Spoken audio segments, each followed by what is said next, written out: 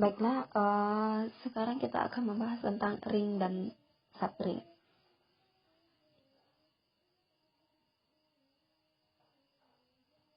Materi pertama yang akan kita bahas yaitu tentang ring. Definisi pertama. Suatu ring adalah suatu himpunan tak kosong R dengan operasi biner penjumlahan dan perkalian pada R yang memenuhi beberapa aksioma. Aksioma pertama yaitu tertutup terhadap penjumlahan. Aksioma kedua yaitu asosiatif terhadap penjumlahan.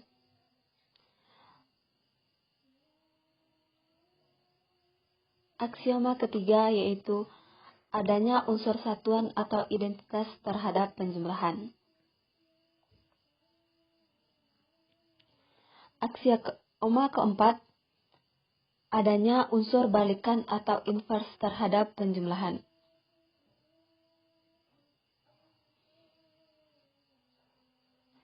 Selanjutnya, aksioma kelima yaitu komutatif terhadap penjumlahan. Aksioma keenam yang harus dipenuhi yaitu tertutup terhadap perkalian. Ini seharusnya perkalian ya. Aksioma ketujuh, asosiatif terhadap perkalian.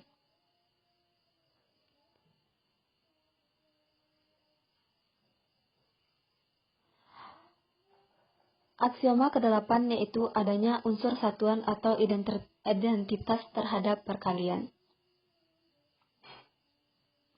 Aksioma ke-9 yaitu distribusi perkalian terhadap penjumlahan.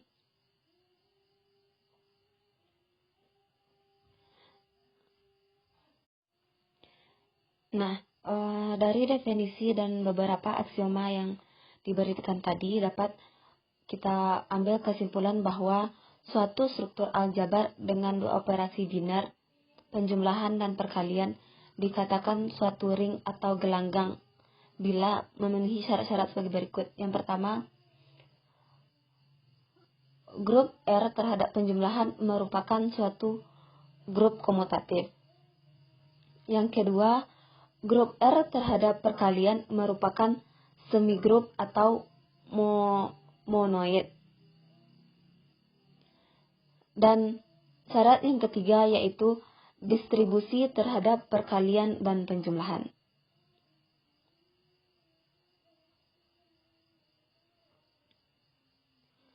Nah, untuk lebih mengerti tentang materi ini, mari kita lihat contoh soalnya. Tunjukkan bahwa Z4 adalah merupakan suatu ring. Z4 di sini merupakan modulo 4 ya. Penyelesaian.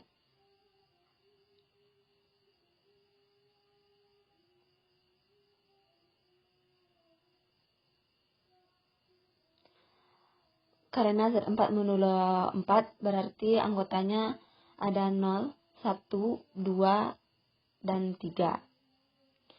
Untuk memudahkan kita dalam menyelesaikan soal ini, kita dapat menggunakan tabel Cayley Z4 terhadap penjumlahan dan Z4 terhadap perkalian, seperti tabel ini.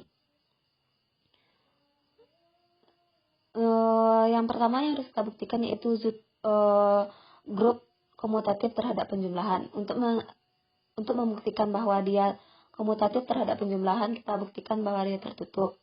Ambil samalang nilai Z4, misalkan 0, 1, 2, 3, dan 4 merupakan anggota Z4. Dan buktikan bahwa dia tertutup dengan semua hasil penjumlahan terhadap anggota-anggotanya itu tetap berada dalam himpunan Z4. Yang kedua, untuk sifat asosiatif yang harus kita buktikan hanyalah A ditambah B di dalam kurung ditambah C harus sama dengan A ditambah B ditambah C di dalam kurung. Pada Z4 ini terbukti bahwa hasilnya itu sama-sama dengan 2. Selanjutnya kita harus membuktikan bahwa dia bahwa Z4 memiliki unsur identitas.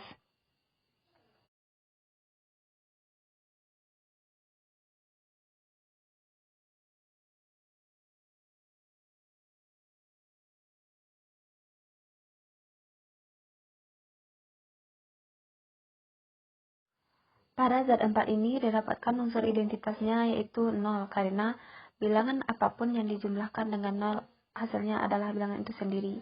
Nah, untuk pembuktian selanjutnya yaitu membuktikan bahwa Z4 memiliki inverse.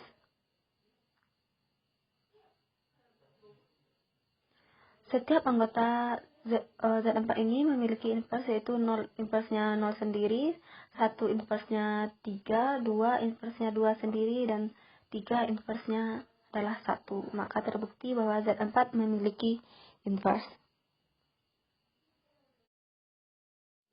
Selanjutnya kita buktikan bahwa dia kumulatif, yaitu dibuktikan A ditambah B sama dengan B ditambah A.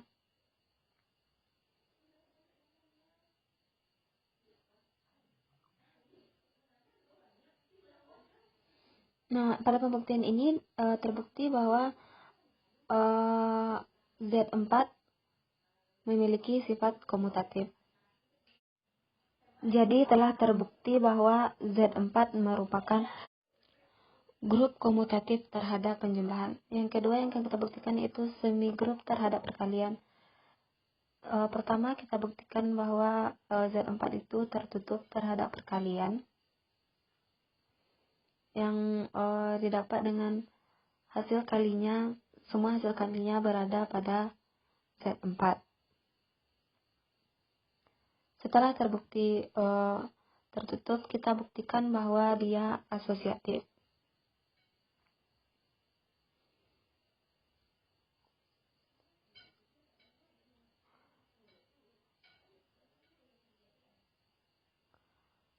Karena A dikali B dalam kurung dikali C sama dengan A dikali di dalam kurung B kali C sama dengan 2, maka Z4 terbukti asosiatif. Jadi Z4 merupakan semi grup terhadap Z4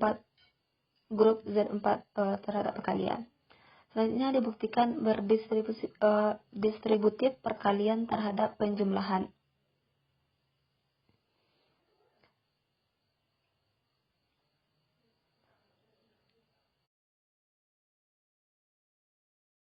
Di sini terbukti bahwa A dikali B ditambah C dalam kurung sama dengan A dikali B dalam kurung ditambah A kali C, yaitu sama-sama dengan 0. Selanjutnya kita buktikan A ditambah B di dalam kurung dikali C sama dengan A dikali C di dalam kurung ditambah B dikali C di dalam kurung. Apakah hasilnya akan tetap sama?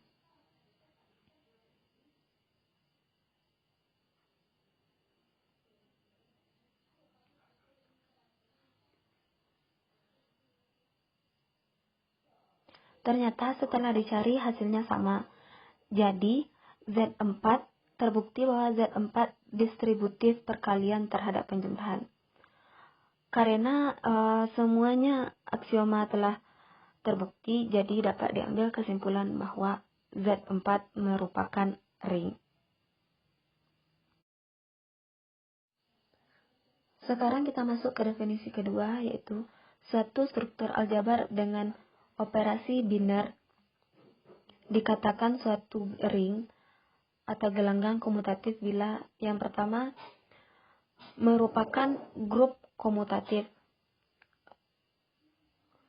dan yang kedua operasi struktur aljabar dengan operasi biner tersebut merupakan semi grup atau monoid komutatif. Yang ketiga distributif perkalian terhadap penjumlahan. Jadi pada ring komutatif yang merupakan suatu semi grup atau monoid harus memenuhi sifat komutatifnya, yaitu A dikali B sama dengan B dikali A untuk setiap A, B merupakan elemen R. Contohnya yaitu tunjukkan bahwa ring Z4 terhadap operasi penjumlahan dan perkalian merupakan suatu ring komutatif. Penyelesaiannya anggota Z4 yaitu 0, 1, 2, dan 3 karena Z4 ini kan modulo 4 adalah suatu ring. Sekarang akan ditunjukkan sifat komutatif dari ring tersebut. A dikali B sama dengan B dikali A untuk setiap A, B merupakan anggota Z4. Ambil sembarang nilai Z4, misalkan 2 dan 3 elemen Z4. Dan terbukti bahwa 2 dikali 3 sama hasilnya dengan 3 dikali 2. Karena ring Z4 ini memenuhi sifat komutatif, maka ring tersebut merupakan ring komutatif atau ring abelian. Sekarang masuk ke contoh yang kedua.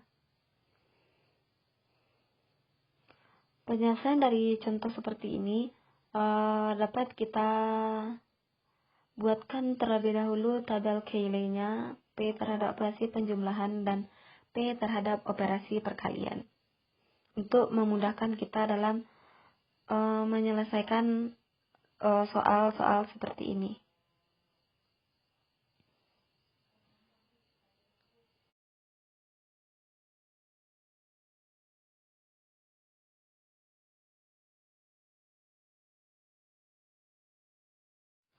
Penyelesaian pertama yang harus kita lakukan yaitu buktikan bahwa dia merupakan grup komutatif terhadap penjumlahan.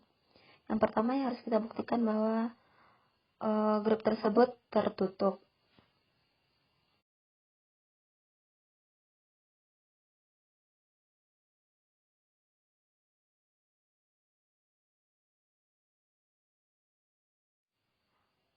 Karena hasilnya genap dan ganjil, maka untuk sifat tertutup terbukti.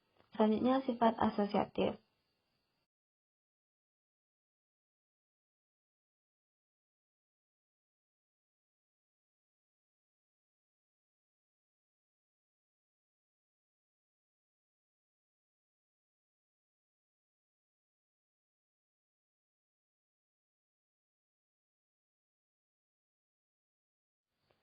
Karena hasil A ditambah B dalam kurung ditambah C sama dengan A ditambah B ditambah C, maka sifat asosiatif terbukti. Selanjutnya kita akan membuktikan adanya unsur identitas.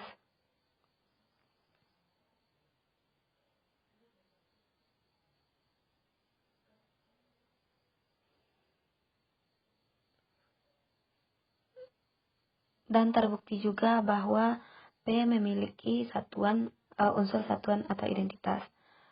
Yang selanjutnya yang kita buktikan yaitu adanya unsur inverse atau balikan.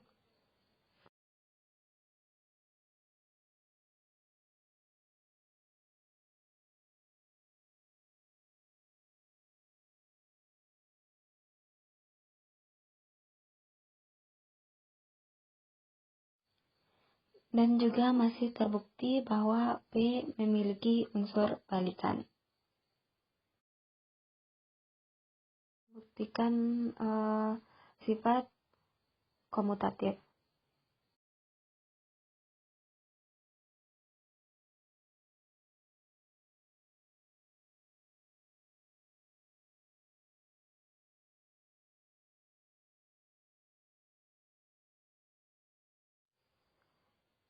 Karena P juga terbukti komutatif, maka P merupakan grup komutatif terhadap penjumlahan. Terbukti. Bukti yang kedua yang kita buktikan yaitu monoid terhadap perkalian. Pembuktian yang pertama yaitu membuktikan bahwa dia tertutup terhadap perkalian.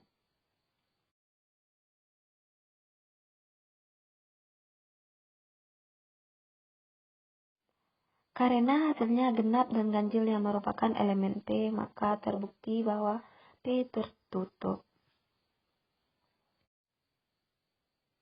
Sekarang kita akan buktikan bahwa dia asosiatif. Asosiatif terhadap perkalian ya.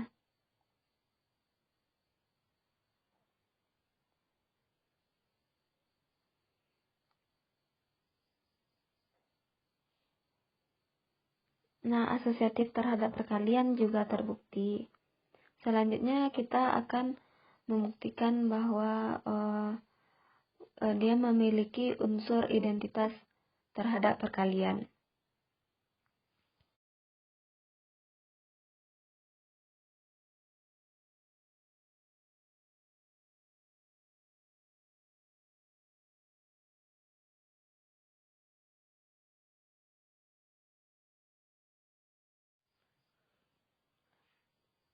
Ternyata juga terbukti bahwa memiliki unsur identitas. Selanjutnya kita buktikan bahwa dia komutatif terhadap perkalian.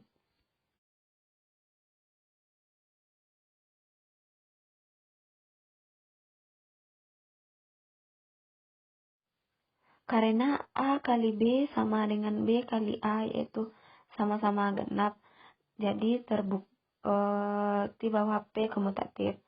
Setelah pembuktian itu dapat diambil kesimpulan bahwa P merupakan monoid komutatif terhadap perkalian. Selanjutnya pembuktian distributif perkalian terhadap penjumlahan.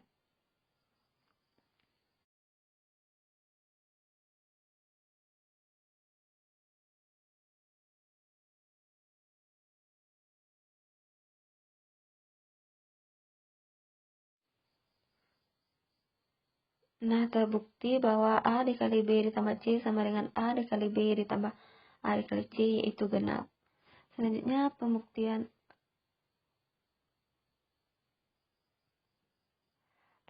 A dikali B ditambah B dikali C sama dengan A dikali C ditambah B dikali C.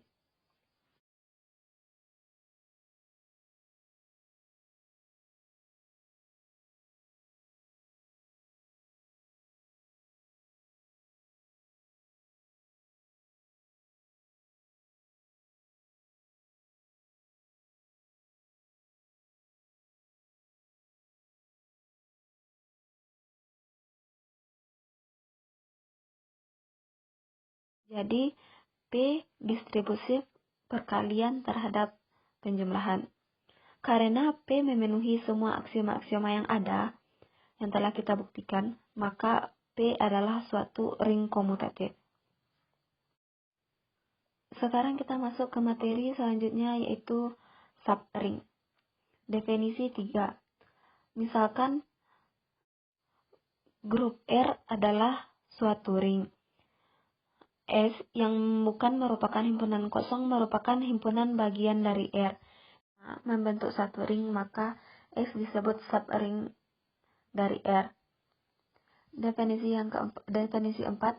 Misalkan R merupakan suatu ring. S adalah himpunan bagian dari R yang disebut subring dari R bila untuk setiap A, B yang merupakan elemen S berlaku S bukan merupakan himpunan kosong. Yang kedua, A dikurang B merupakan elemen himpunan S. Dan yang ketiga, A dikali B merupakan elemen himpunan S.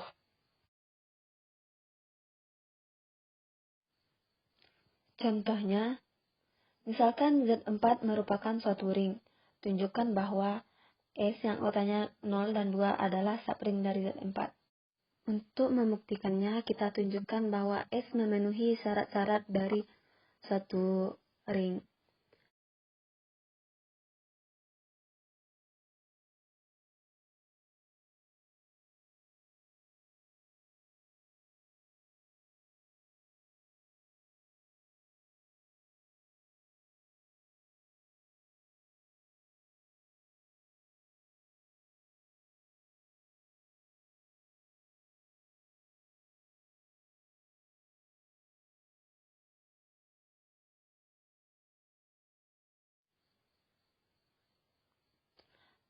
Karena semua syarat 1, 2, 3-nya terpenuhi, jadi dapat disimpulkan S adalah suatu subring dari Z4.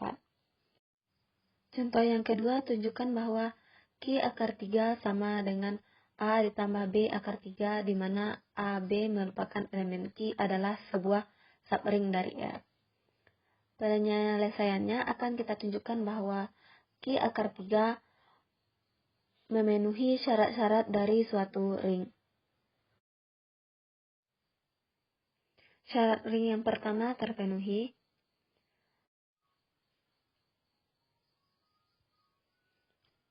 Syarat ring kedua juga kita buktikan.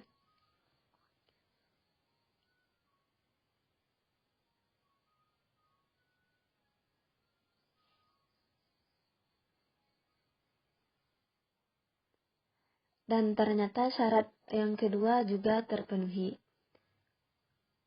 Terakhir kita buktikan syarat yang ketiga.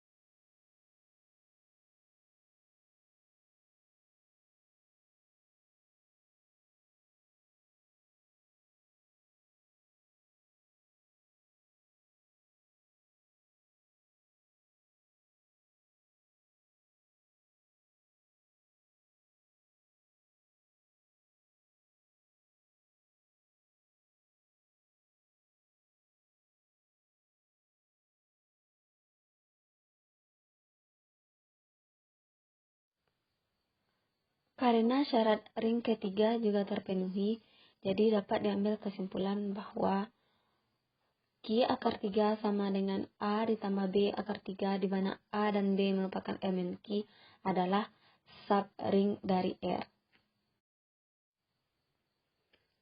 Karena materinya telah selesai, jadi sampai jumpa.